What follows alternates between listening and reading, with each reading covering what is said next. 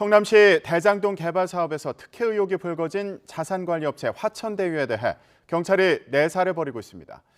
어제 화천대유 대주주 김만배 씨를 불러서 12시간 넘게 조사한 데 이어 화천대유의 사내이사도 곧 소환 조사할 예정입니다. 경찰 수사 상황 취재기자 연결해서 알아보겠습니다. 홍민기 기자.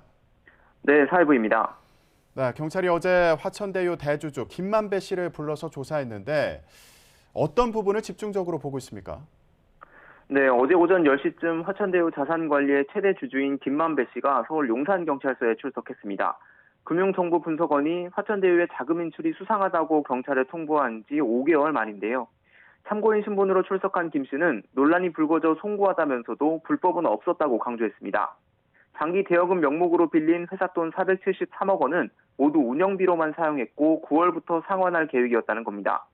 또 곽상도 의원의 아들이 퇴직금으로 50억 원을 받은 데 대해서는 업무 중 당한 산업재해 때문이라고 설명했습니다.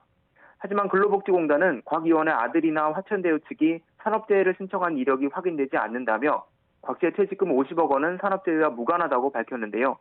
밤 10시 반쯤 12시간이 넘는 조사를 마치고 나온 김 씨는 산재 신청은 없었지만 중대재해가 있었던 거라고 다시 밝혔습니다. 직접 들어보시겠습니다.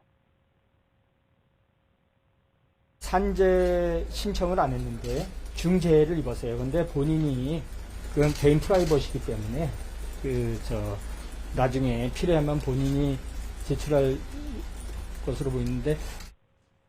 네, 또 대장동 개발 사업 당시 성남시장이었던 이재명 경기지사와는 따로 만난 적이 없고 하나은행 컨소시엄에 참여하게 된 것도 최우량은행이라 선택한 거라고 일축했습니다. 종일 이어진 조사에서 경찰은 금융정보분석원에서 넘겨받은 거래 내역이 사실인지 확인하는 데 주력한 것으로 전해졌습니다. 앞서 화천대유에서 26억 8천만 원을 빌렸다가 갚고 다른 경영진과 함께 12억 원을 빌린 이성문 대표도 조사한 경찰은 두 사람의 행위가 횡령과 배임 혐의에 해당하는지 들여다보고 있습니다. 네, 그런데 경찰이 화천대유와 관련된 다른 인물을 소환하는 것도 검토하고 있다고요? 네, 그렇습니다. 경찰이 현재 들여다보고 있는 화천대유 자산관리의 관계자는 모두 3명인데요. 앞서 이성문 대표는 지난 4월 이후 한 차례 조사를 마쳤고 대주주 김만배 씨도 어제 불러 조사했습니다.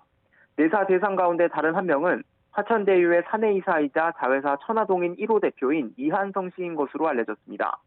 경찰은 이 씨가 화천대유 감사를 지내면서 회계 처리 과정을 잘 알았을 거라고 보고 이 씨를 불러 자금 흐름 등을 확인할 예정인 것으로 전해졌습니다. 또 이 씨가 지난 17대 국회에서 이화영 전 열린우리당 의원의 보좌관으로 활동한 것으로 확인된 만큼 정치권과 연결고리 등도 확인할 것으로 보입니다. 지금까지 사회부에서 전해드렸습니다.